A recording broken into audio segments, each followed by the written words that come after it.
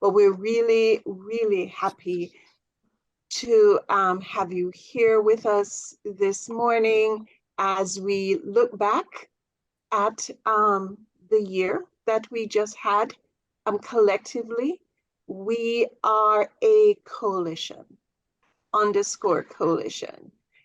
That is what has powered us and powered our work since we started. This year marks 24 years since the launch of Bronx Health REACH. I know, Teresa, 24. And actually Tuesday, December 5th, marked my 23 years helming the Bronx Health REACH Coalition. So it is a wonderful, wonderful thing to be able to say that a coalition that was launched in 1999 as part of CDC's national effort to address racial and ethnic health disparities. And this coalition, Bronx Health REACH Coalition, that was one of the first cadre of grantees that were funded by CDC. It's now been going strong for 24 years. And in addition to being thankful and celebrating this, we, as some of you may know, if not all of you, that we got another 5-year funding that started basically October 1st, 2023 to 2028. So we will be on doing this work together for another 5 years, at least at this point, hopefully much longer. But we are excited about the prospect of getting to be able to work together to address racial and ethnic health disparities, to really move towards the goal we have of eliminating racial and ethnic health disparities in the Bronx and establishing health equity. We have come out of the pandemic, I want to say stronger. I really feel stronger, but motivated to do a lot more in terms of that big goal that we have. And so with that, we're going to get started with our year in review. Many of you have been part of the effort. Will recognize areas that you have been working in alongside the Bronx Health REACH. And so first up, as we start our year in review, is a consultant, Jarrell Owen, who has been spearheading the efforts around establishing food service guidelines. Jarrell?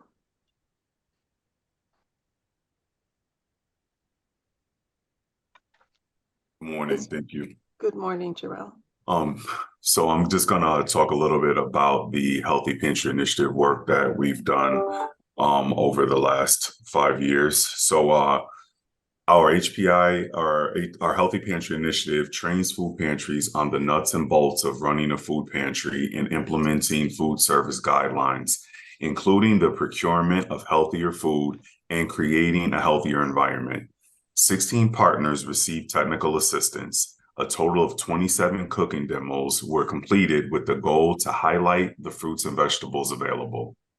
The partners include Church of God of Prophecy, Tremont United Methodist Church, Word of Life International, Manna of Life Ministries, Resurrection and Life Pentecostal Church of America, Temple Bethel of Yahweh, New Covenant Community Development, Agatha House Foundation, Project Bravo, Every Day is a Miracle, Thessalonia Worship Center, Good Neighbors Community Outreach, Inc., Jamaica Benevolent Arm and Cultural Center, Bronxwood International Church, Church Alive Community Church, and RCCG, Chapel of the Great Restorer. In August, Bronx Health REACH and Manna of Life Ministries filmed a video for the Healthy Pantry Initiative, highlighting the goals of the training, which are to help food pantries improve procurement and increase access to fresh, healthy, and local food to low-income Bronx residents.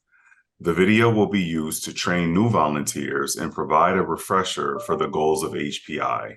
And I believe now we're going to play a clip from the video. The HPI Toolkit is a set of strategies used to promote Foods to Encourage that includes product placement, displays, recipes, cooking demos, signage, and nutrition policies. These things all work together to help promote the healthiest and most nutritious foods to the community. Product placement gives prominent positioning to Foods to Encourage. With this strategy, the healthiest foods are placed at eye level and are easily reached. Additionally, these items should be situated ahead of or in front of other items. For example, brown rice being placed in front of white rice. Displays allow HPI pantries to draw customers' attention to Foods to Encourage. Giving a display decorations, signage, and a special location apart from other items can help a pantry promote foods that they'd like customers to consider. Recipes are a great way to introduce healthy eating to customers. They can be used to introduce customers to new foods or show healthier ways to prepare their favorite dishes. Cooking demos are a very popular and highly effective way to help customers implement healthy foods into their diet. Pantries can use cooking demos to show customers how to prepare low-sodium, low-sugar dishes with whole foods that help them fight chronic disease. These are just a few pictures from some of the sites. You have some trainings that we did at New Covenant Community Development, an active pantry there as well. Then also a cooking demo that was done at Temple Bethel in the Bronx on Washington, or is it Park? One of those two. I always get those two confused. But and also you have the beautiful garden at Man of Life Ministries. So we were able to connect Man of Life with the Bronx Botanical Garden and Grow NYC, and they provided them with the startup seeds and soil and some other equipment and things. And Bronx Health REACH also came together to do the initial building of the they're not called boxes, geez. I'm sure everybody knows what they're called. I forget what you call the boxes that the stuff goes into. But you can kind of see the before and after, and you can't see it in this pic, but this is probably from the first year, it looks like. But the second year, they actually came back and built them, I think, an additional 7 boxes. So now they have even more than this. And they actually gave me some of the stuff from the garden about a month or so ago, and it was like really awesome. I got like some herbs and I think some peppers and an eggplant. So they're growing like all kinds of different stuff in there, and they also use it to host events. Then you have a cooking demo at Resurrection and Life, which is on 163rd Street by Westchester Avenue in the Bronx. You can go to the next slide.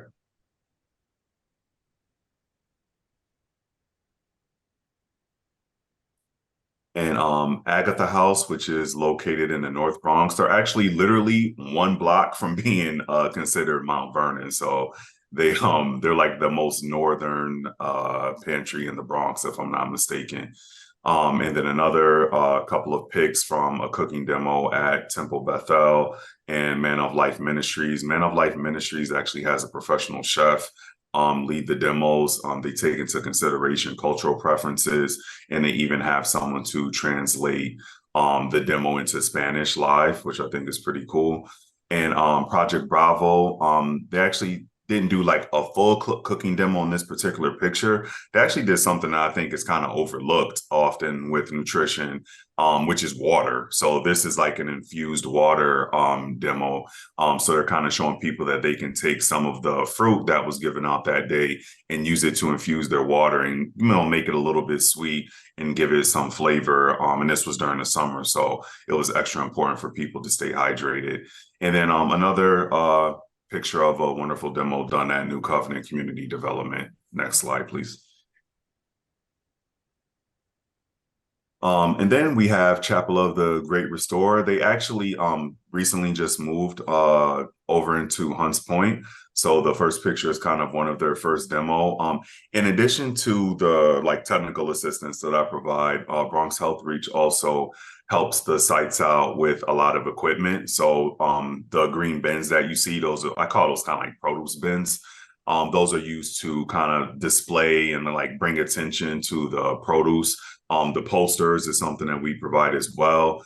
And even the this kind of display that you see in the pic underneath, which is actually from Every Day is a Miracle, that's also something that Bronx Health Reach provided and is a part of the HPI training. So we kind of try to take all of the tactics and strategies that are part of HPI and help the sites with as much of the equipment as we can, whether it's the supplies to do the cooking demos, including like a hot plate, mixing bowls, cooking utensils, to-go containers.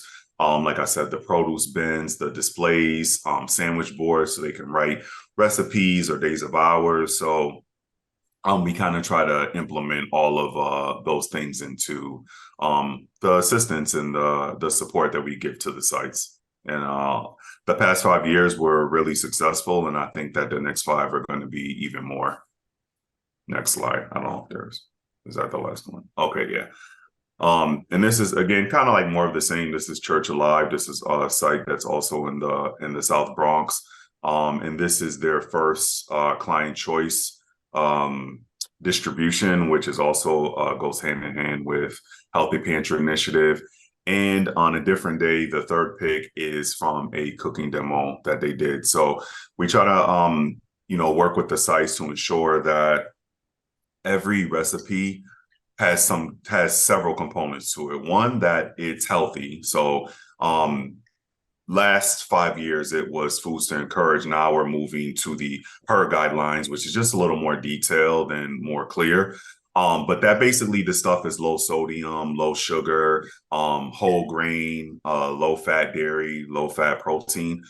And that also the foods are culturally appropriate. And ideally, the recipe has at least the majority of the ingredients given out that day, because our whole goal is that people will take advantage of the free items that they get at pantry and give that and take that home and then use what they learned in the cooking demo to make healthier recipes. Now, some of the sites take an approach of introducing people to new dishes that they probably have never tried before. And some other sites, they like to take a traditional meal, but maybe make it in a healthier way. Next slide. And I think that's it. That was my last slide. So I don't know if anyone has any questions or thoughts. Charmaine, I don't know how much time I have left, but you can interject those if you'd like. Sure. I think what we're going to do, Jarrell, is kind of work our way through our year in review. And then if folks have questions or comments, they can pop it into the chat or wait until we're through and then can pose questions to you or others. Sounds good. So thank you, Jarrell. This is an amazing work that has happened with our food pantries that are such a staple in so many of our communities, and the work that you've been doing as part of Bronx Health Reach's efforts to implement food service guidelines in these food pantries and have the participants as well as the operators of the food pantry really understand that they can be critical to helping people eat healthier.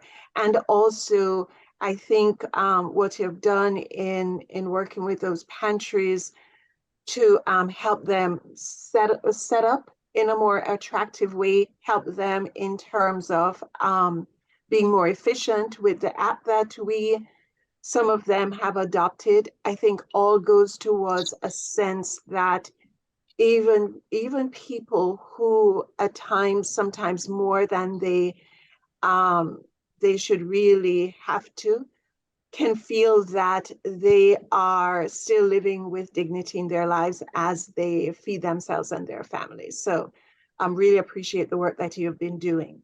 with our Also, I want to just say also partners. thank you to you guys as well. It's not just me. So Rachel, Kelly, Diana, Ema, and Charmaine as well played like a super intricate part in all of this.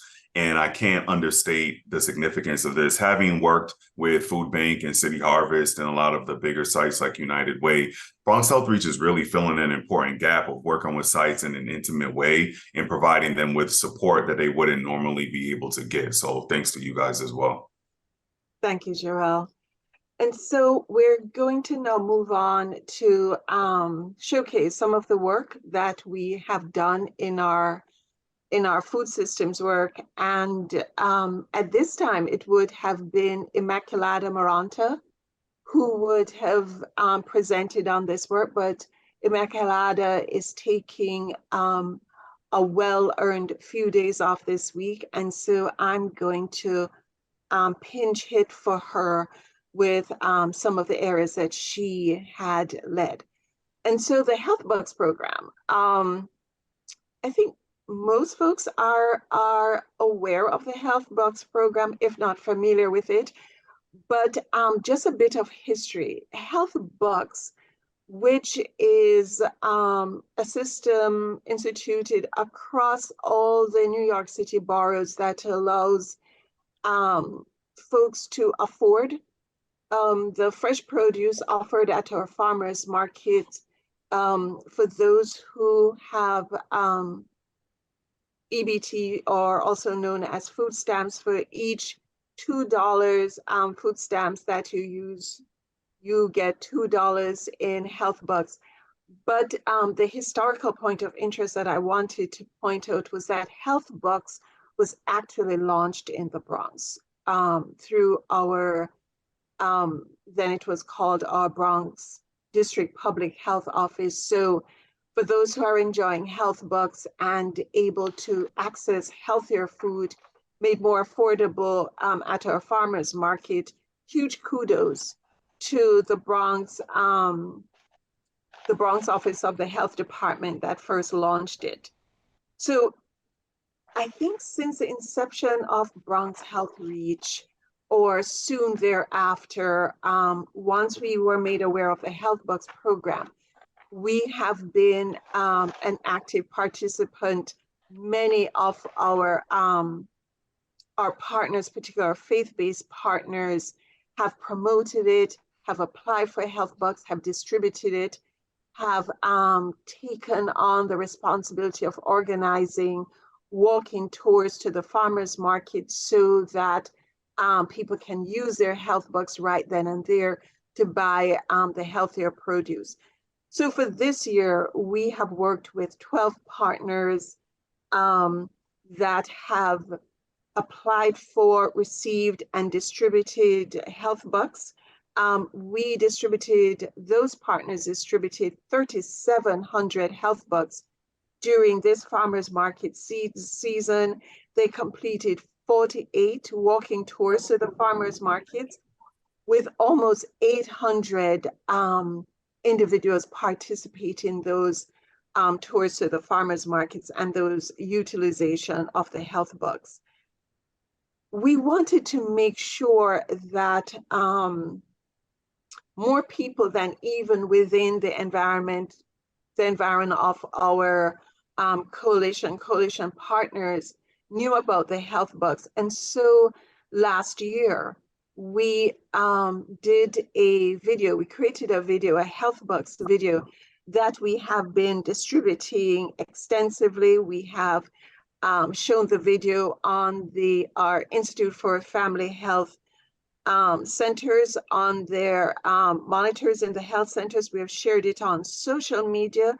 We've shared it with other community-based organizations. And so for those who haven't seen it as yet, we're gonna play just a little bit of the Health Bucks video. Michael? Yes, Teresa, and absolutely get it. Health Bucks was a good way to get a healthy diet for our community. Since 2020, we've reached approximately 160 people. Our turnover rate has been 100%. We've not lost one Health Buck. He estado trabajando con los Health Bucks desde 2016. hemos distribuido 50 personas. Se han utilizado el 97%. We have been a part of the health bucks since 2015.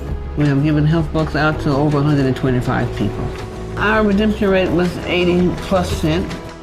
We advertised, we gave out recipes, we encouraged people to spend their health bucks. Otra de las maneras que podemos utilizar también para promover los health book es a través de mapas y tarjetas que nos indican dónde están los mercados.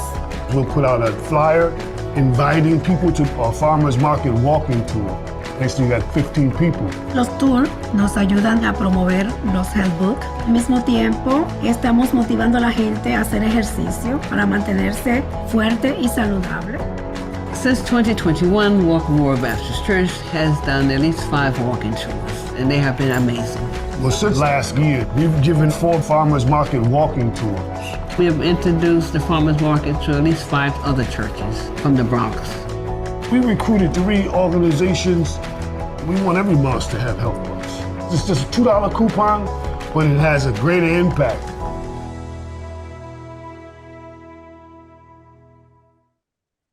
Thank you, Michael. So we are huge supporters of the Health Bucks program. For folks who may want copies of the video, let us know. We are more than happy to share it so that those of you who are interested can be promoting Health Bucks, as well as looking to either apply for Health Bucks or encourage others to apply for Health Bucks during the farmers market season. Next, we're going to go on to the Farm Share program at Morrisania Wick, and the person who will talk about that is Kenny Escobar from Bronx Health REACH staff. Kenny? Yes, hello, good morning, everyone. And so, Morrisania Wick, with support with Bronx Health REACH and the Corbin Hill Food Project, we host a farm share program to provide more fresh and local produce to Wick participants, staff, and nearby residents. Thus far, 209 individuals participated in the program and purchased 631 shares. Participants can use Health Bucks and SNAP EBT to purchase their shares. Corbin Hill Food Project originally subsidizes the cost of these shares to make them more affordable for these participants.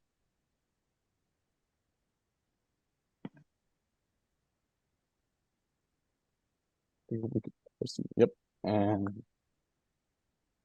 now the Food is Medicine program. So the Food is Medicine program, Food is Medicine Produce Prescription program began this past February for food insecure patients at 3 IFH health centers, including Urban Horizon, Stevenson, and Walton Institute for Family Health Centers. So this program, in collaboration with Corbin Hill Food Project and Bronx Health REACH, is funded by the National Institute of Food and Agriculture and the United States Department of Agriculture. So patients essentially enroll in the program. They receive a bag of produce that's around $35, the price of $2.50 every 2 weeks for 6 months. Each bag contains local and high quality vegetables and fruits. The program is going to run until August 2024. So to this date, there have been 33 distributions with 237 unique participants receiving 1,504 produce shares. Corbin Hill Food Project also hosts 12 food demonstrations across these 3 sites, and some of the recipes that they have prepared and shared with these participants are a pear arugula farro salad, a summer succotash, and a fresh peach tomato salad.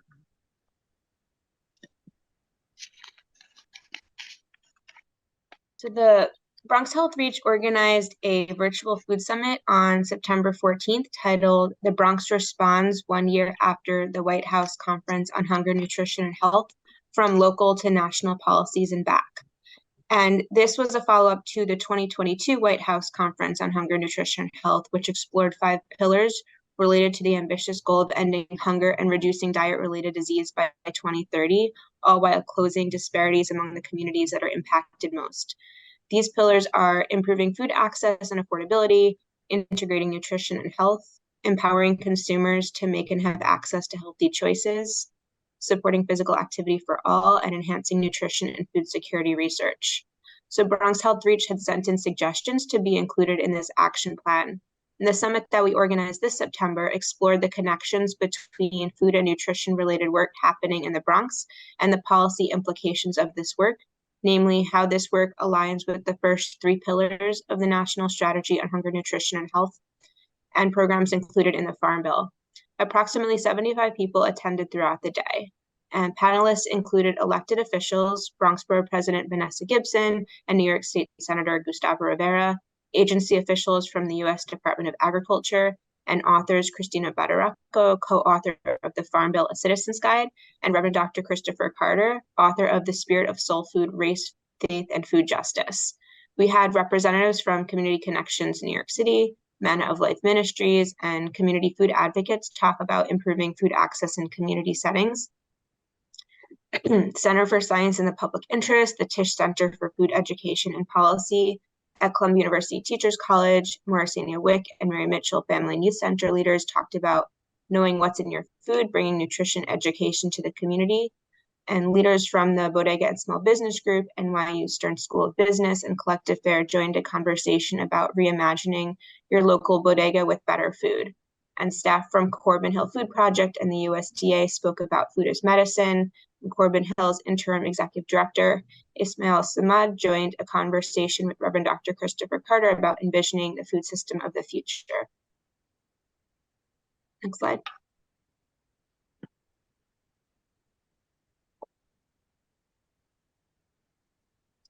And Bronx Health REACH continues to believe that the Healthy Bodega initiative that we launched more than 20 years ago is still an important means of making healthy food available and affordable for the Bronx community.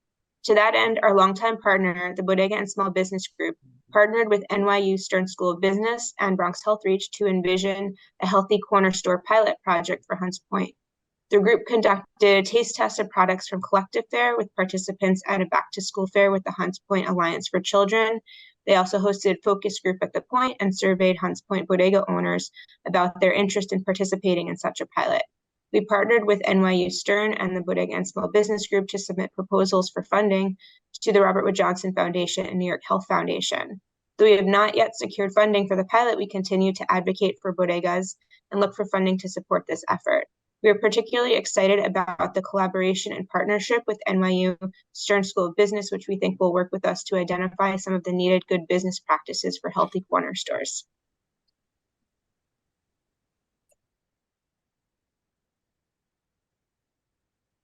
Thank you, Kelly. Rachel? Hi, everyone. Good morning. So now I'll talk about our breastfeeding initiative. So firstly, we worked with Albert Einstein's College of Medicine, Bronx Healthy Start. They successfully hosted 6 Bronx Health REACH sponsored breastfeeding support sessions, which were attended by 109 breastfeeding persons. Some of the topics included power pumping, making more milk, nutrition during breastfeeding, breastfeeding on demand, and breastfeeding's rights as a mother. Active discussions included strategies to enhance milk production, the importance of skin-to-skin contact immediately after birth, and the importance of maintaining a balanced diet while breastfeeding, as well as the discussion of breastfeeding rights and rights in the workplace. Bronx Healthy Start also launched a breastfeeding survey to gauge mothers' breastfeeding journey from hospital to home to work, which garnered 15 responses. The results of the survey helped to inform Bronx-wide breastfeeding goals. In May, Bronx Healthy Start, along with Morrisania Wick, hosted the Bronx Breastfeeding Reconvening, which met virtually with 97 participants in attendance. The purpose of this convening was to bring together various stakeholders, including healthcare professionals, community leaders, and mothers to promote and advocate for breastfeeding within the Bronx community. The Breastfeeding Reconvening program serves as a forum for open dialogue and collaboration. In August, Einstein, Bronx Health REACH Start, and Morrisania Wick hosted the annual Bronx Breastfeeding Subway Caravan, for 25 breastfeeding persons. The goal of the event is to destigmatize breastfeeding in public spaces. Speakers discuss breastfeeding and HIV, lactation counseling for families born with Down syndrome, and knowing your rights on breastfeeding when going back to work. Attendees also shared their experiences. Morrisania Wick hosted African Mothers Breastfeeding Fashion Show for Black Breastfeeding Week. 12 participants wore traditional clothing with their children and traditional baby wearing garb. Cultural traditions that prioritize and support families were highlighted throughout the show. I should also add that all of these activities, initiatives are annual and have been super successful and have really created and honed a culture of women who are proud to breastfeed publicly, to promote it throughout the Bronx. Morrisania Wick also this year, they, in partnership with Bronx Health REACH, hosted 32 sponsored baby cafe sessions, which were attended by 175 moms. These sessions occur in both Spanish and English and are virtual. And lastly, Morrisania Wick conducted 2 breastfeeding trainings for 18 participants at 2 partner sites, New Settlement and Institute for Family Health Care Management team. The goal of these trainings is to encourage and to promote best breastfeeding friendly practices in the work site and in community spaces, and to provide a space where women can comfortably breastfeed.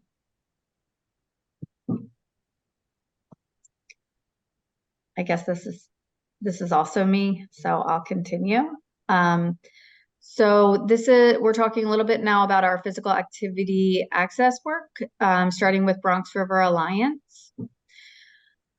Huge success. In April, the final stage of the Starlight Park Phase 2, Stage 2 was completed, meaning that Starlight Park is completed and is now no longer in construction, and every last inch of it is ready for pedestrians to take advantage of. It provides access for thousands of Bronx residents to enjoy the park space on the eastern bank of the river and to enter Starlight Park through Bronx River Avenue. We also completed a Starlight Park evaluation. It was conducted to examine the impact of the renovation to expand these areas for recreational use of Starlight Park. The renovations were completed in the fall of 2023. Baseline and post-intervention assessment tools included an environmental assessment of park usage overall and a web-based intercept survey of park users. These comparisons identified the overall use of Starlight Park significantly increasing after renovations. The use most notably increased by females and child park users. The rate of vigorous activity occurring at the park significantly increased after the renovations. Park visitors spent more time at the park after these renovations, and greater interest in using the park after the renovations. Also, just something to note, because this happened during COVID, there was an increased usage during COVID. It was suggested from the study. Bronx River Alliance also led many activities to promote Starlight Park and to increase usage, including yoga for the Bronx, the Bronx River Flotilla, which welcomed over 100 people to River House and Greenway. They organized 5 free community paddles between April and June for 110 paddlers, as well as the Bronx River Lighting Festival in Starlight Park on July 15th with over 80 people. They hosted 3 Bronx River Greenway team meetings to get feedback on the park and park usage. And they also have begun to establish a Friends of Starlight Park group to plan and conduct events and increase in community engagement. They're always looking for people to join this group if you are interested. And they held a volunteer appreciation event on September 9th. Oh, sorry. And just Michael just showed a slide of the the opening of the area of Starlight Park, where you can see the borough president cutting the ribbon cutting ceremony.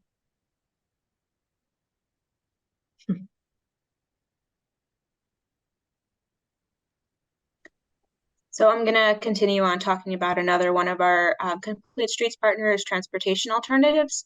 And so to gain a support for a complete street transformation of Boston Road, Transportation Alternatives advocated to Community Board 11, garnered support from local businesses along Boston Road, and reached out to local city council members representing the area, as well as the New York City Department of Transportation. And Transportation Alternatives completed pedestrian counts on the Grand Concourse and noted that while phase 4 has been fully completed, some improvements could still be made, including improving mobility, access, and pedestrian islands, as well as replacing bus stop shelters. Transportation Alternatives also advocated for the expansion of summer streets in the Bronx. And in partnership with St. Helena Church, Transportation Alternatives completed a street scan at the intersection of Westchester Avenue and White Plains Road, depicted in this photo. They then provided the assessment data to DOT and Councilmember Farias. And the partner Bible Church of Christ is working on complete streets improvements at the intersection of Morris Avenue and 170th Street. And recommendations for street improvements were shared with Councilmember Althea Stevens, who agreed to hold a town hall in order to bring the community and the DOT together to discuss challenges and potential solutions to improve street safety in the community.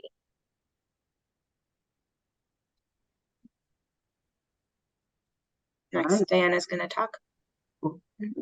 Or sorry, Marlena. Okay, we could tag team. So Marlena Wallace, founder and CEO of Equity Design. And so I'll be talking a little bit more about the Boogie Down Walking Club. So the Boogie Down Walking Club is started as a low impact physical activity initiative. And the idea was to be able to promote and increase movement for people of all ages. So we had a total of 4 sites participating. There was 1 nonprofit organization, Bronx Works, and then we had 3 faith-based organizations. We had Bible Church of Christ, Christian Bible Temple, and we also had Cathedral of Greater Faith. The 4 communities that we assessed were the West Bronx, Claremont, Parkchester, Wakefield. And so we did a total of an assessment of 31 blocks, which is equivalent to 3.95 miles. The participants, they collectively walked. I'm just going to do a little bit of drum roll here. They collectively walked 128.23 miles, which converts to 296,801 steps. And they also increased physical activity by 7 hours and 5 minutes. Now, we work with each site to complete a walking assessment to determine the walkability of each block. Now, the walking program we also had was at PS 32, and that had over 200 participants through May.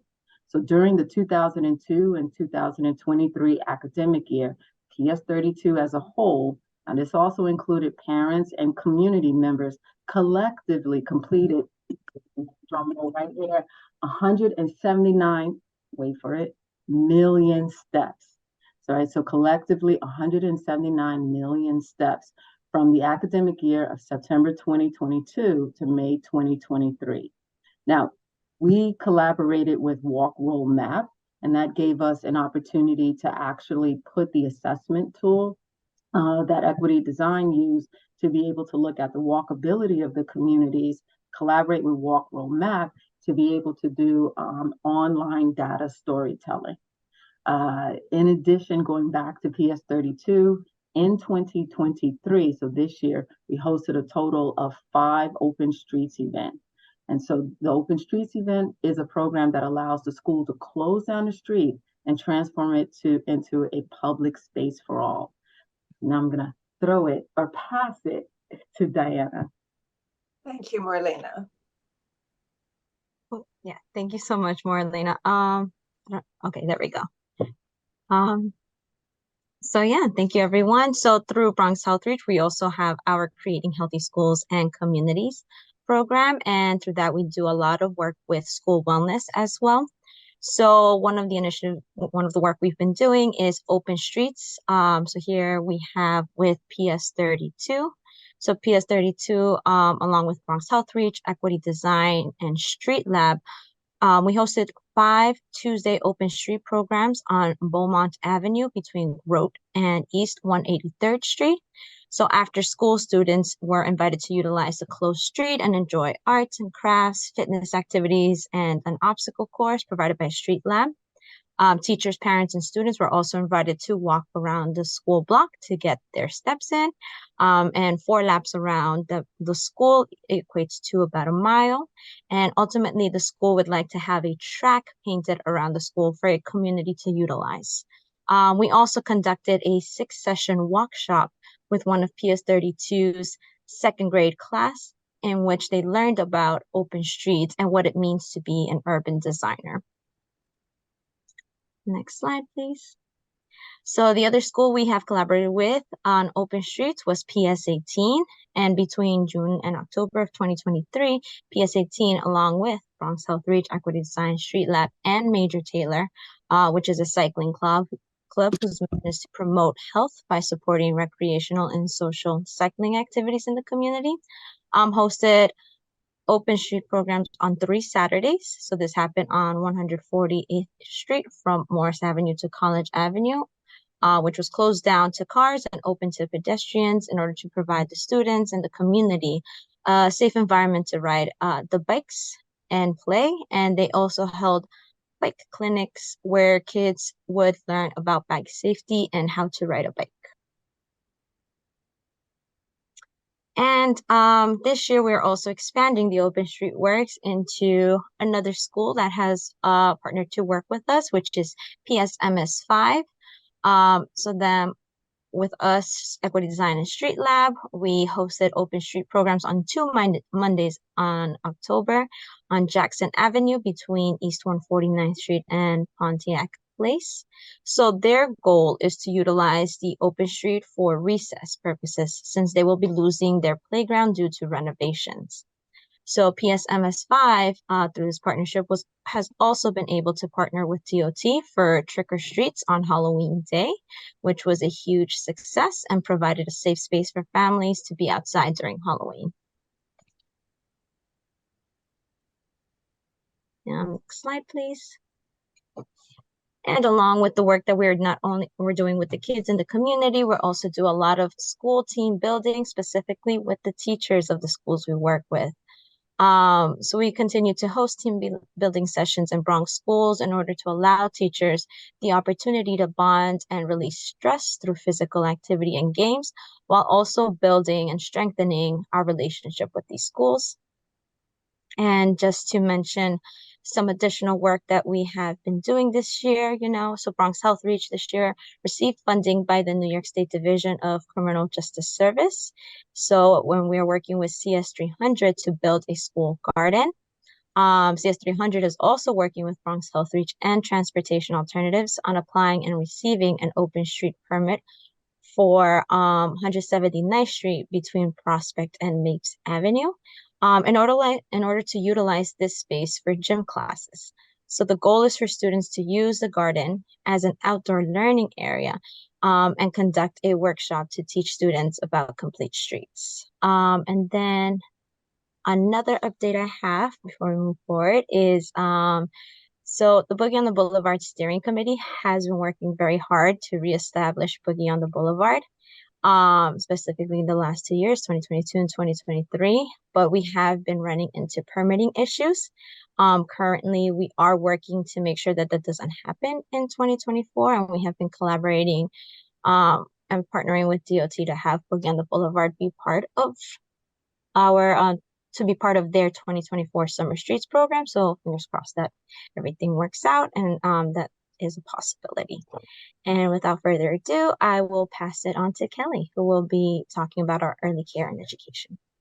Thanks, Dana. So Bronx Health REACH and Cornell Cooperative Extension New York City have partnered with Mark Academy and Family Center to provide training and technical assistance to improve nutrition and physical activity practices with 15 home-based daycare providers. The providers have been implementing family-style dining with the children, adding color and variety to the food on the plates, adhering to correct portion sizes, creating space for breastfeeding mothers to express milk or breastfeed, and creating physical activity routes for the children.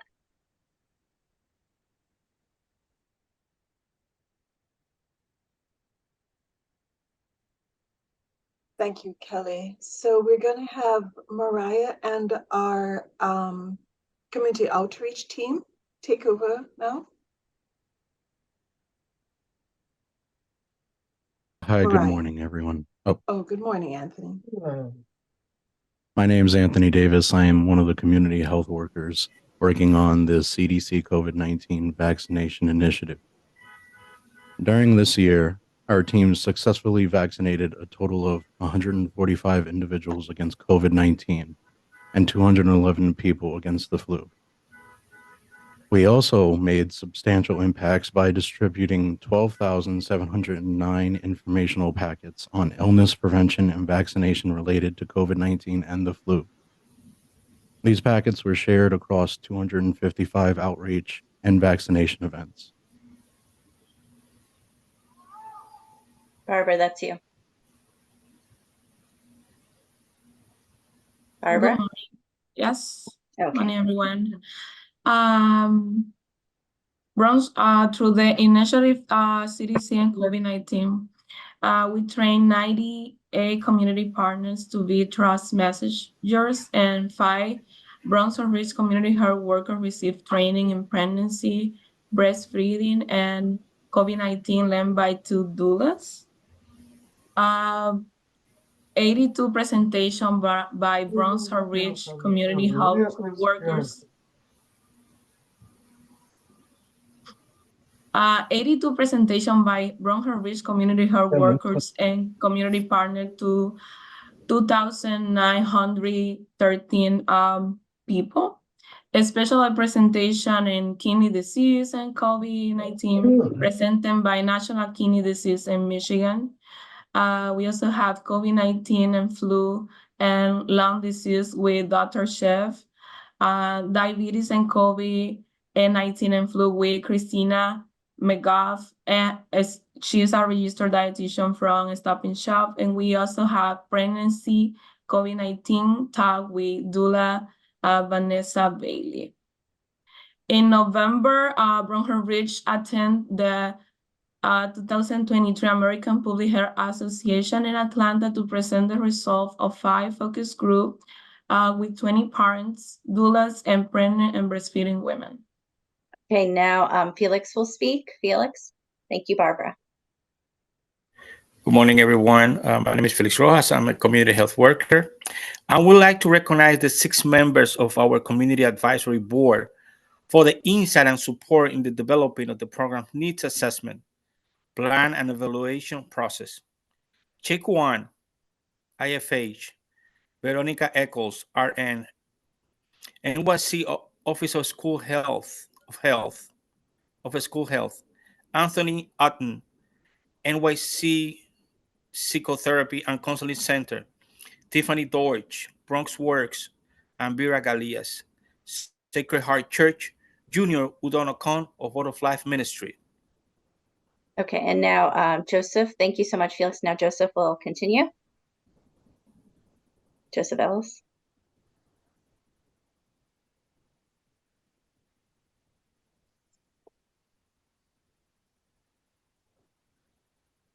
I'm here. Hold on.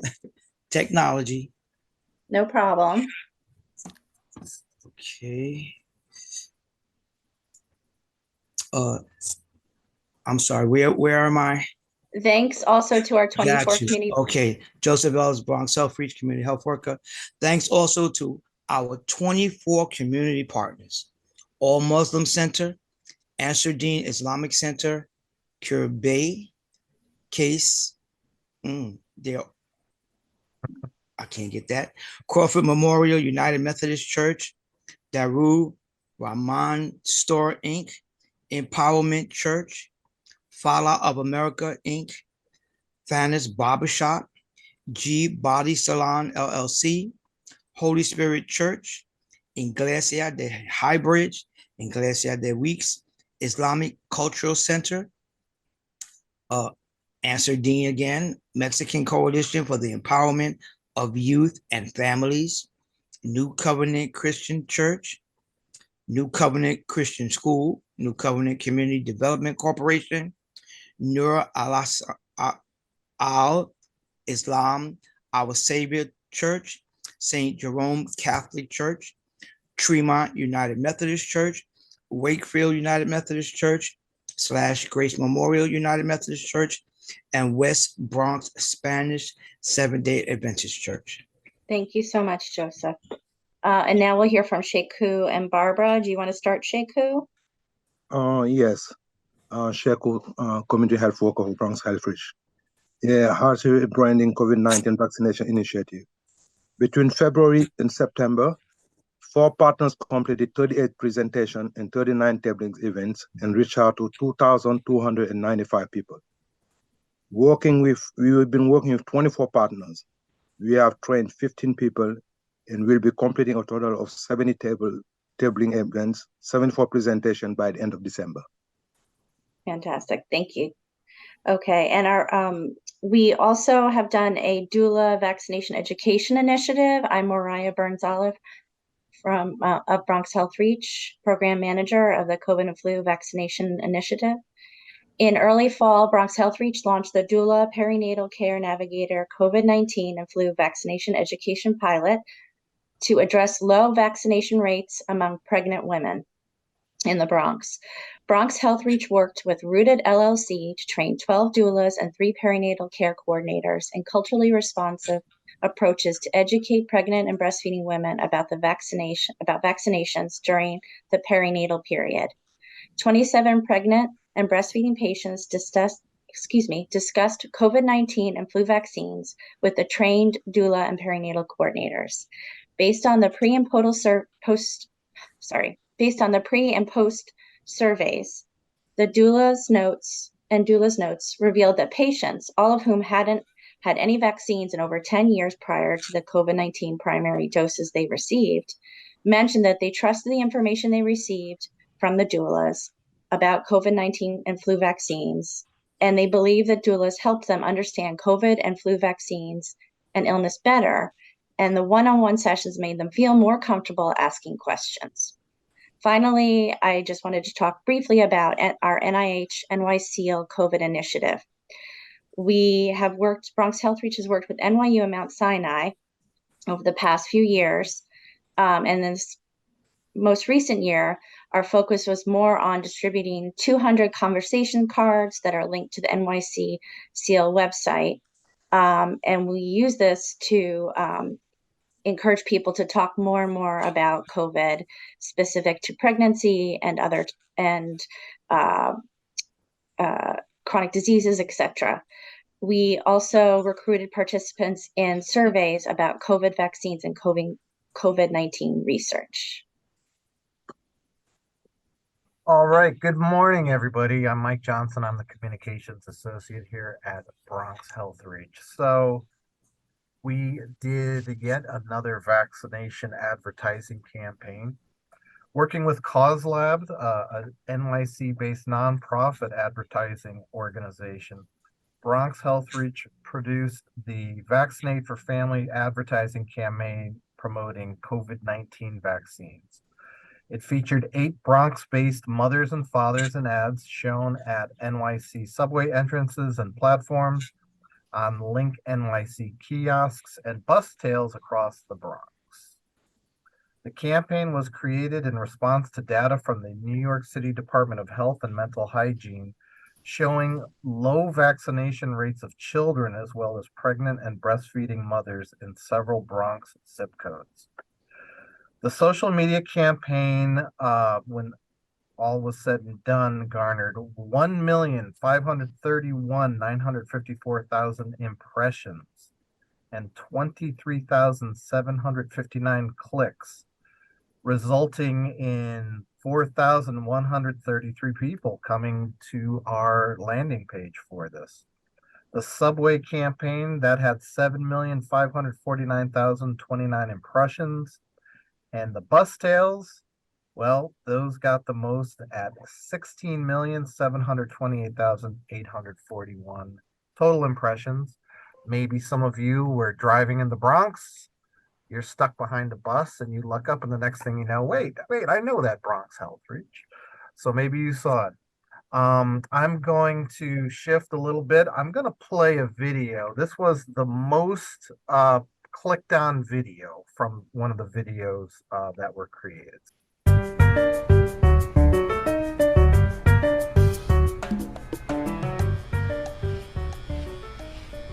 La más pequeña tiene 12 años, mi hermana. La decidimos vacunar hace como 3 años porque realmente sabemos el riesgo que hay en nuestra ciudad sobre contraer el virus.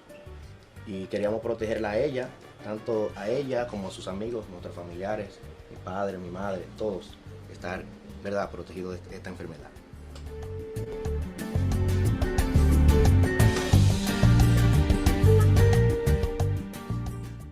Hi, everybody. My name is Eve Plata. I'm our grant administrator and policy analyst. Our health disparity work group this year, significant focus has been the growing mental health crisis in our Bronx community. As a result, the work group included a point on mental health in our advocacy asks that we've created and finalized these earlier this year.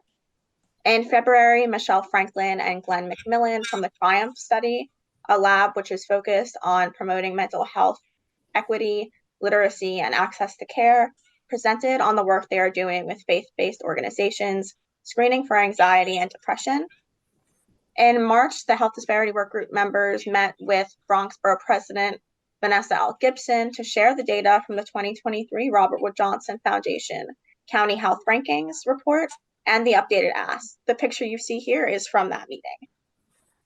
In April, Bronx Health REACH had a roundtable with Fordham University faculty staff to get their input on our economic development asks.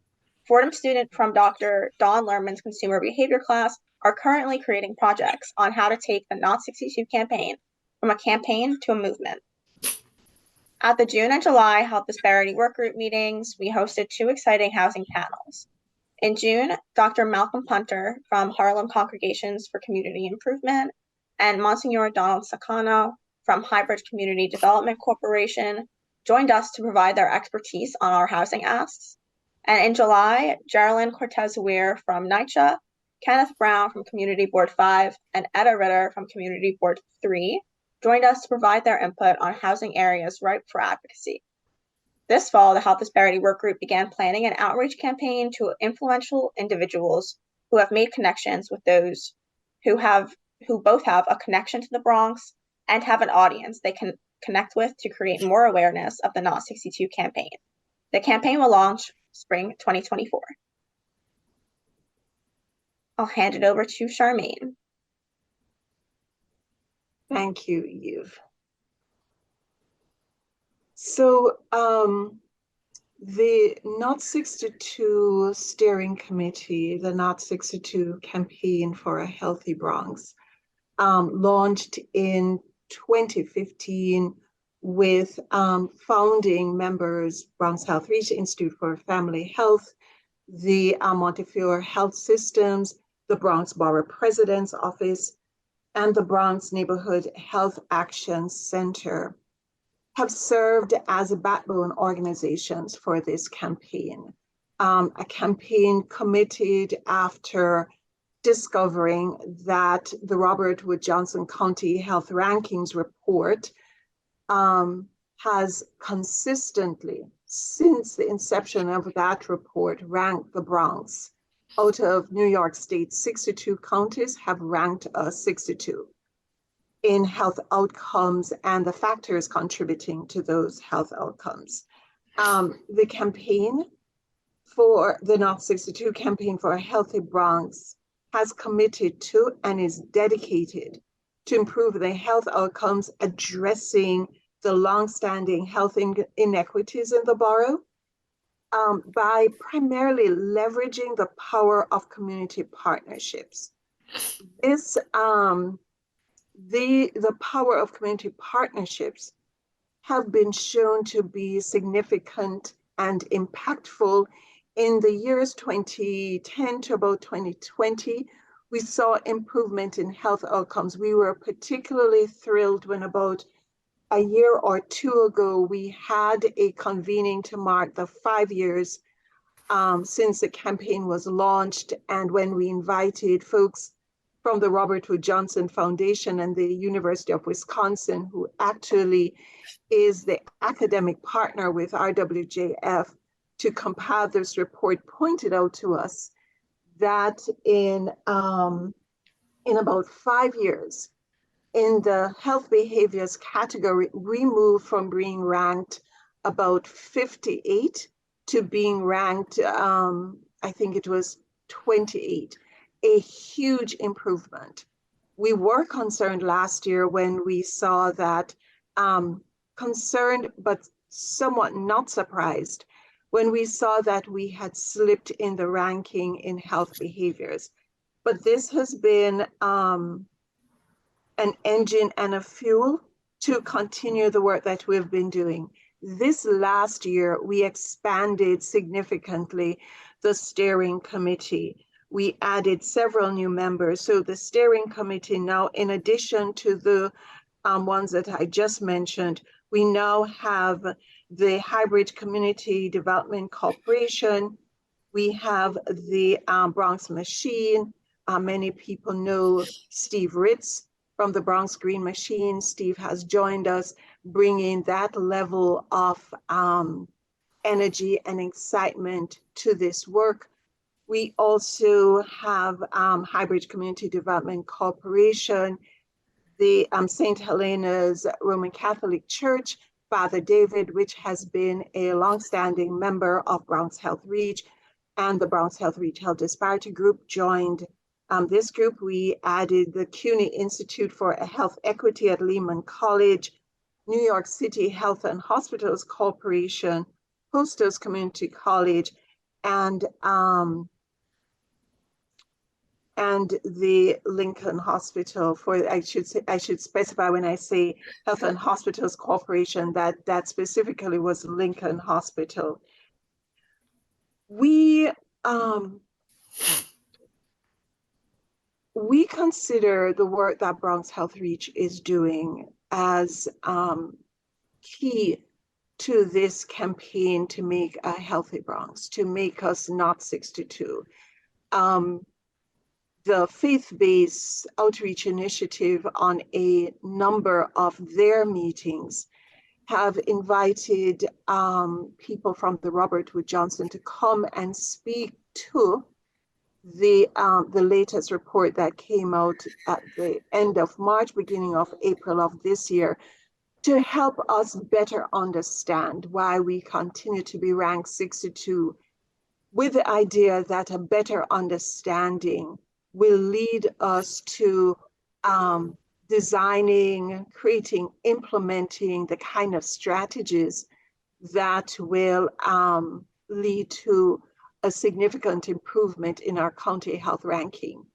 As you heard from Eve's previous presentation on the Health Disparity Work Group, the Health Disparity Work Group through Bronx Health REACH's Health Disparity Work Group has really led the rallying cry and the community engagement and advocacy effort to focus the attention of our elected officials and their need to prioritize the Bronx so that our health outcomes and the factors that contribute to those health outcomes can be improved. One of the things that have remained consistent in the last place ranking in the 4 categories that the ranking looks at: health behaviors, the environment, clinical care, and socioeconomic. The socioeconomic, which is outside the control and purview of folks at Bronx Health REACH and the other amazing groups in the Bronx that are working to address all areas of life in the Bronx. The socioeconomic category is the one that our policymakers, our decision makers, that is our elected officials, have the power, in fact, the sole power to influence those factors and improve it. So we continue to prod them, we continue to nag them, to pay attention, because this is their area where they can do what needs to be done to improve the Bronx.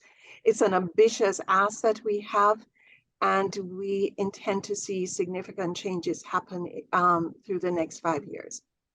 So with that, we're going to move on to Eve and I will talk to you about a coalition survey that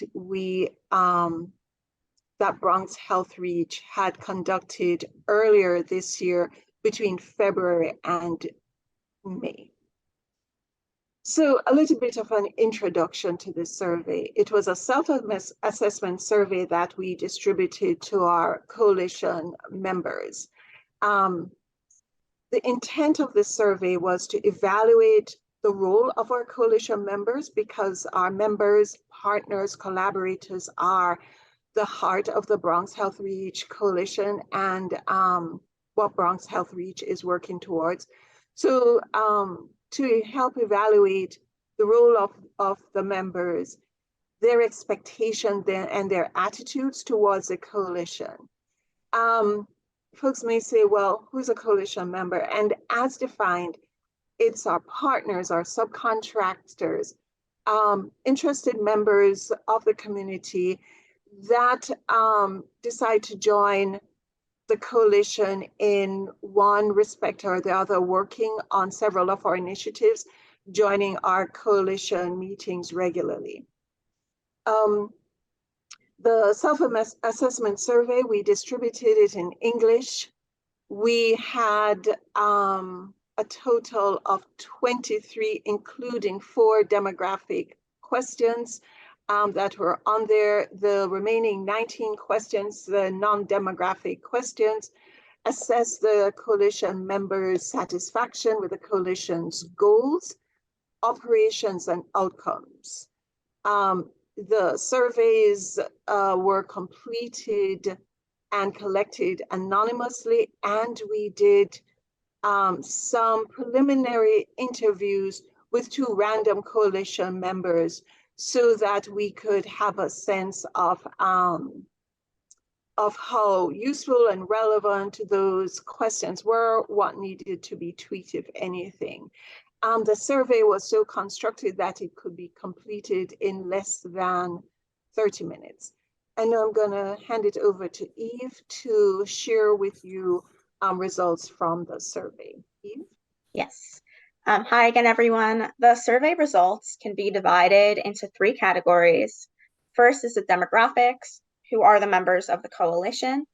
Perception, which is how do our members view the coalition. And effectiveness, does the coalition abide by its commitments? And so here are just some highlights of that data. 44.2% of our coalition members identify as African American, 25.6% identify as white, 23.3% identify as Latino, 81.4% identify as female, and the median age is 53 years old.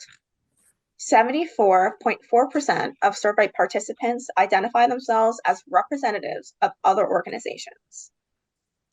We asked survey respondents whether they felt comfortable speaking openly and honestly at the quarterly coalition meetings, and 77% of respondents agrees.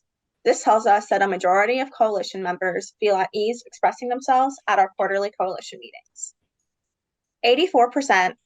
88.4% of survey respondents believe that our coalition excels in implementing change in the community, and 90.3% agree that the coalition's work significantly contributes to important policy changes in the community. Both of these demonstrate a high level of confidence in the effectiveness of the coalition in implementing change at the community and policy levels. In the open-ended questions, we received some feedback on areas that need more attention in the community. While the respondents had a broad range of opinions, they felt that the coalition leadership and staff should be paying more attention to areas of education, affordable housing, and mental health. Other responses included engagement programs for children and teens, community violence, and obesity.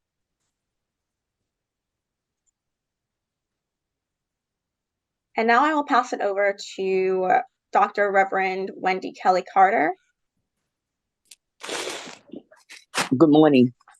I'm sorry, I'm in another meeting, so that's why I couldn't turn my camera on, but welcome to all. This year we held Racism in Our Families' Health, Connecting the Dots.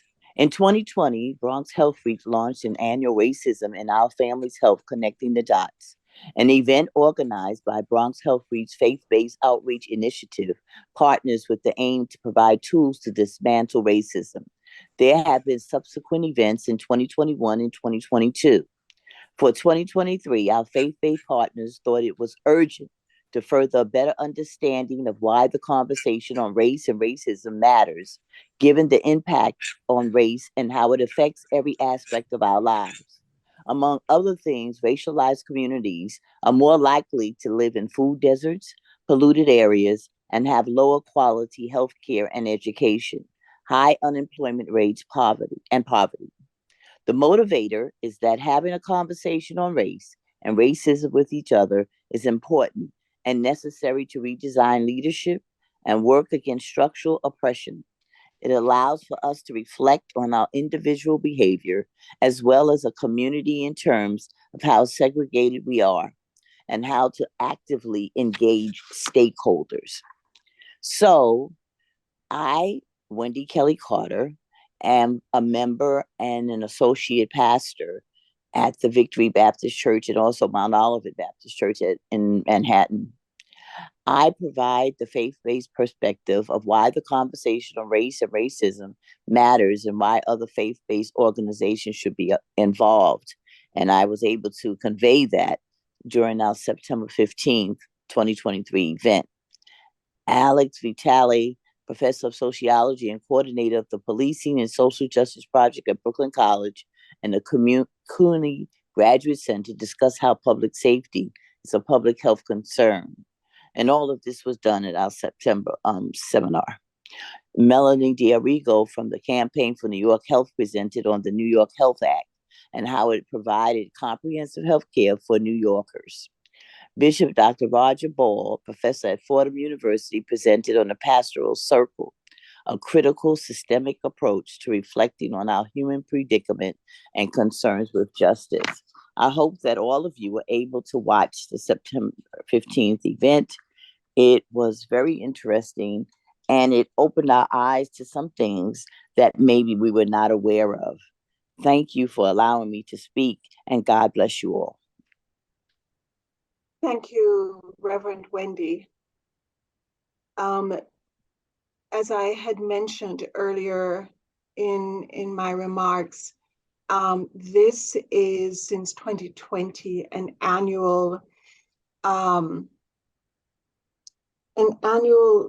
event, symposium that the Faith-Based Outreach Initiative has spearheaded, and we continue to thank them for focusing us on the impact of racism on people's lives, significantly the lives in the Bronx, and how one of its severest consequences is the racial and ethnic health disparities that we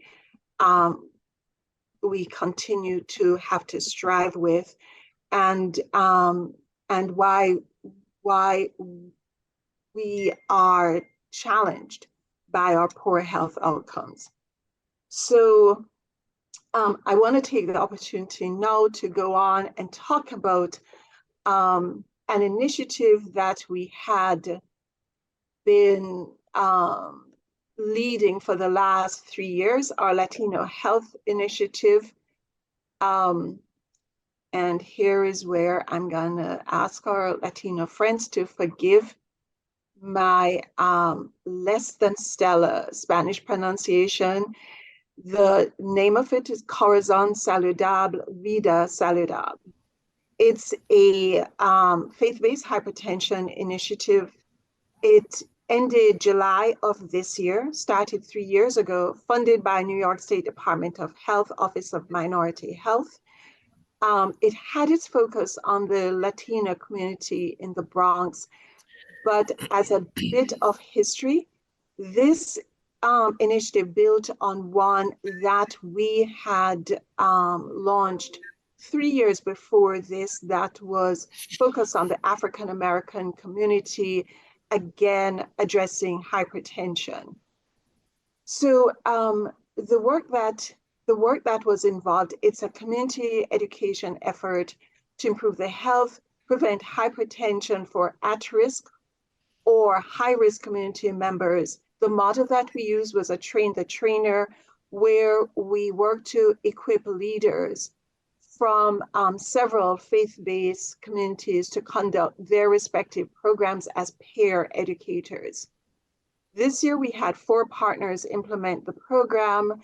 There were a total of 88 persons participating.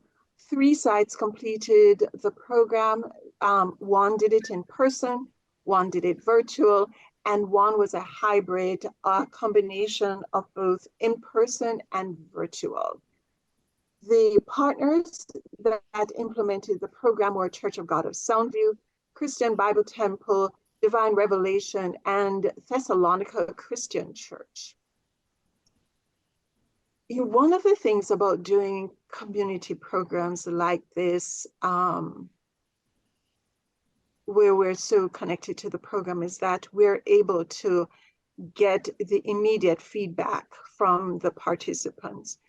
And the participants in this particular initiative reported changing their eating habits to help control their blood pressure, significant reduction in their sodium consumption, which is key in effective management of hypertension. They found that through the education they received using herbs and spices as substitutes for salt proved particularly helpful and useful. And they reported incorporating more whole grains and vegetables. All the kind of healthy eating that if one has hypertension helps to better manage it. And if one is at risk for hypertension, it's a significant means of helping to reduce that risk significantly. It's a program that we were particularly proud of, and particularly proud of Immaculada Maranta, who led this program for the 3 years that we were doing it. We want to thank New York State Department of Health for their funding that supported it. Next, we're going to have Kelly come back and talk to us about the work that she's been doing with Life Together Works NYC. Kelly? Thank you, Charmaine. So this was also funded through a grant with the New York State Department of Health, Building Resilient and Inclusive Communities. And so Life Together Works New York City continued co-facilitating a community resilience model to strengthen social cohesion and identify long-term recovery needs from COVID-19 for Community District 9. They identified a team of 18 community leaders who are building community capacity and identifying community assets, and have 6 community stewards conducting weekly wellness call checks with seniors and other vulnerable community members. Over the past year, Life Together Works conducted 228 senior calls, held 25 nutrition workshops, organized movie screenings, gardening, and social activities for seniors, and had about 30 to 50 people at each health and emergency preparedness workshop that was conducted. Seniors met weekly, building relationships that foster more community capacity and well-being, and many seniors began volunteering time to pack grocery bags for their weekly food pantry distribution.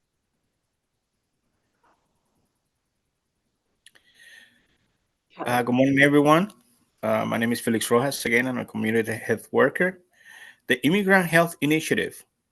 Our Immigrant Health Initiative improves access to health care, addresses cultural and language barriers, and targets resources and intervention. More than 90 outreach events completed to schools, salons, barbershops, and other community-based organizations, and guest spots on podcasts and YouTube shows. More than 75 patients referrals to the Institute for Family Health. And last but not least, I'd like to give thanks to Ms. Roddock and Immaculada Moronta, that they gave me the opportunity over 6 years ago. And I've been reaching so many people, and I'm so proud and glad to be a part of something that is bigger than me. And thanks again, because we've been reaching so many people. And it's glad when people call you by your name, when you revisit places and they call you and say, to give you thanks for trying, to make the bridge in between those that cannot speak the language and get them to get the health service that they need. Again, my thanks to Ms. Roddick again and Ms. Immaculada Moronta for the opportunity that they've been giving me all these years. Thank you, Felix. We appreciate all that you have done to improve the health of so many of our community residents by the direct outreach and engagement that you do. You are a feather in the cap of Bronx Health Reach, and we so appreciate you. And last but not least, I have to mention my partner in crime, Chequan Umar, that he's a staple. Actually, him makes me know more his culture, as a Muslim culture, and to have an understanding about, that our community, that we brothers in arms. And then again, take you from the bottom of my heart. Thank you again for the patience that you have with me and to help me be a better human being. Thank you, Felix. Now we're going to have Joseph talk about the Men Let's Talk effort that we launched last October, a year. This October would make it a year. Joseph? Again, in February, Bronx Health REACH completed the Minority Male Wellness Initiative with funding support from the New York State Department of Health. The focus was increasing COVID-19 vaccination rates in Black and Latino men and providing a forum called Men Let's Talk for Black and Latino men to engage in open and honest discussions about concerns on their mental and sexual well-being.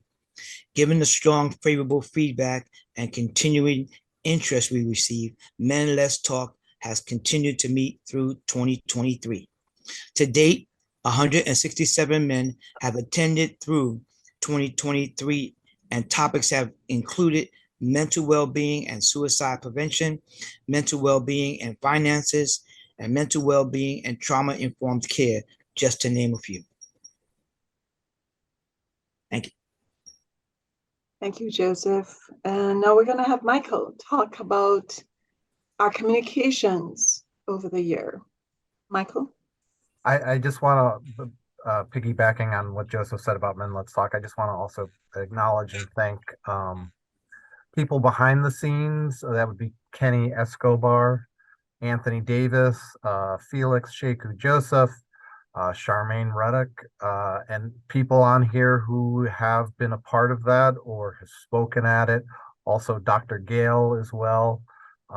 It took sort of a lot of behind the scenes prepping every week for each month, and I wanted to acknowledge all those people who put time and effort into that.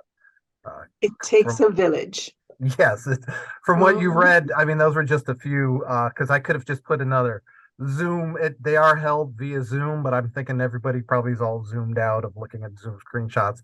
I thought those quotes would probably capture it best. So thank you to everyone that puts your ideas into this. So finally, the work we're doing, it's a lot. And like they say, if a tree falls in the forest, does it make a sound? Well, all the work we're doing, I think we're making a lot of sounds, and we still want to share it with the world and create awareness of what we're doing. So what you're looking at right now is in May, Bronx Health REACH showcased projects at the Institute for Family Health's 11th Annual Research and Innovation Symposium. This is held every year at the New York Academy of Medicine. Presentations included Men Let's Talk, a men's only forum for Black and Latino men in the Bronx to discuss their mental and sexual well-being and concerns. Identifying pregnant and breastfeeding women's concerns about COVID-19 vaccines in the Bronx. Equipping food pantry leadership with new skills. Bronx Health REACH's food demonstration training pilot program. Increasing COVID-19 vaccination rates in the Bronx through community-led programming and partnerships. And let's do a drum roll, because this one actually was tied with another presentation for the People's Choice Award Of course, it's the Boogie Down Walking Club, implementing walking programs as a sustainable form of physical activity. So kudos and congratulations to your presentation. Felix Rojas and Barbara Toledano, they appeared on several Spanish-speaking programs to discuss, change the picture there, outreach efforts, the work they're doing, keeping Bronx residents protected from COVID and the flu. We also had the debut of the Bronx Health REACH podcast. We have Anthony Davis, who is the host of that, conducting the interview.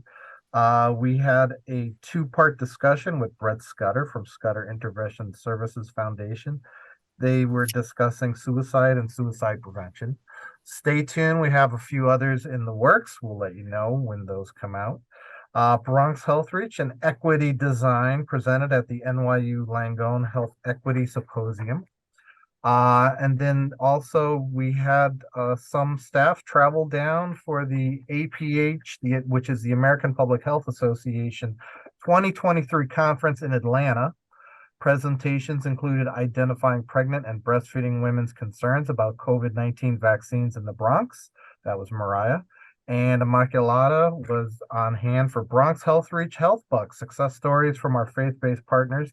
That was selected and shown at the APHA Film Festival that they hold. And finally, if that's not enough, Bronx Health REACH, we got published an article in the Progress in Community Health Partnerships, Research, Education, and Action.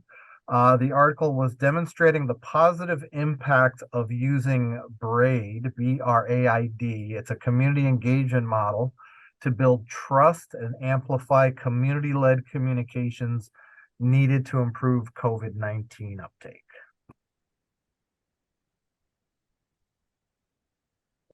Thank you, Michael.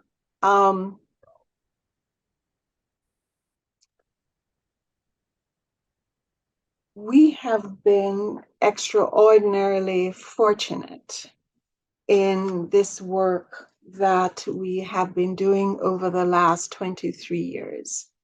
It has been critical to any success we've had, the impact we've had on the community, the work of our partners. None of this would be possible without our partners across all the sectors and sectors of the community in which we're doing this work. And so a huge thank you and kudos to them for trusting the Bronx Health REACH team to keep to the commitment that this is a community-based, community-led effort. We also want to thank the funders that have made this work possible, starting with the CDC, which has been funding us through a competitive process. They didn't just hand us the funds. We had to write proposals over the 23 years of my being here, but over the 24 years since 1999, write these proposals that were competitive enough to get funding up to the latest one we received this year. So thank you to the CDC, particularly the division that houses the racial and ethnic approaches to community health, which is the explanatory name for the acronym REACH. We want to thank HRSA, the Health Resource and Services Administration, which has provided us with COVID-19 bridge funding currently for current COVID work. New York State Department of Health has been instrumental in funding our Creating Healthy Schools and Communities initiative, a BRIC initiative, which stands for Building Resilient and Inclusive Communities. And if ever there was a resilient and inclusive community, it's this one in the Bronx. They have funded our Latino Health Outreach Initiative, and for a certain time funded the Minority Male Wellness Initiative. We have, with the cessation of that funding at the end of March, we've been funded by New York SEAL, which is an NIH, National Institutes of Health initiative. The New York SEAL stands for New York City Community Engagement Alliance to End COVID-19. That has broadened in its efforts, that allowed this work with the Men Let's Talk to be supported in part by them. New York City Health and Hospitals Corporation and the New York City Department of Health and Mental Health funded a lot of our COVID work this year. The New York City Council has been a longtime funder through New York City Department of Health of our Immigrant Health Initiative.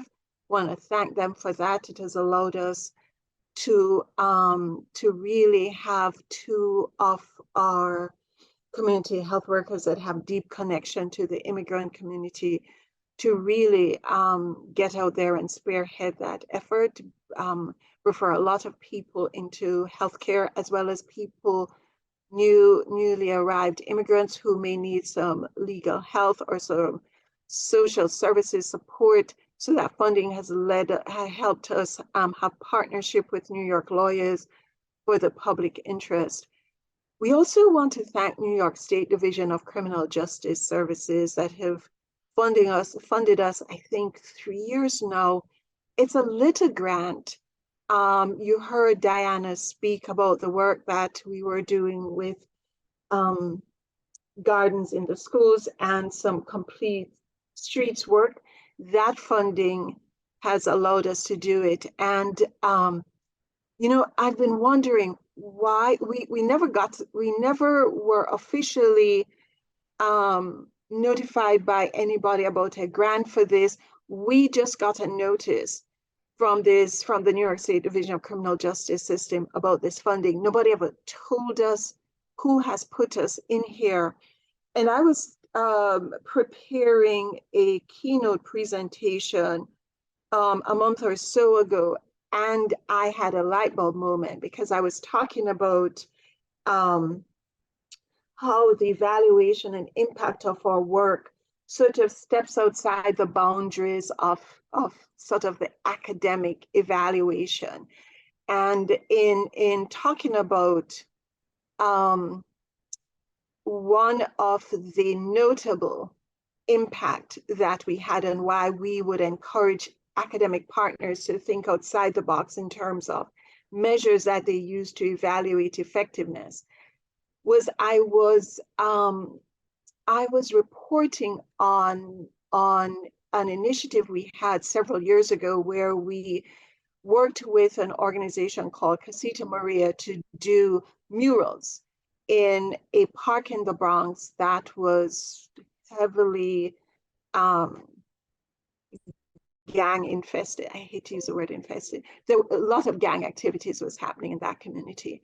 And so we partnered with this partner who then partnered with a number of residents of NYCHA housing in the Bronx, painted these murals, and the community was so involved in the whole effort that the partner Casita Maria reported back to us that none of the gangs operating in the area had tagged that mural. So much so that the Parks Department stopped padlocking the gates to that park where the mural was painted, and the community was able to go in there in an area that had previously been known as a drug supermarket where you could buy illegal drugs. And it dawned on me that somebody had been at one of our presentations, maybe the one with Casita Maria, where they reported on this, and had decided to give us a little funding over like 2 or 3 years to do this work. This is why it's so exciting about this community-based work that we're doing. Other partners we want to thank is the Gus Schumacher Nutrition Incentive Program, GUSNIP. This funding comes through us through our partner, Corbin Hill. We also want to thank the National Institute of Food and Agriculture, NIFA, and we want to thank the Silicon Valley Foundation, who it was one of those, it was a gift. Got a note in my email that I actually thought was a scam, that we had received a fairly generous gift from the Silicon Valley Foundation. I thought it was it was one of those phishing things that I refused to open the email. I sent it to our IT department for them to investigate it before I opened it. And next thing you know, I was sucked into the black hole of the black well. And they came back and said, no, it was a legitimate, nothing was there. I reached out to the Silicon Valley Foundation folks, and they said, we just need your information to wire these funds to you.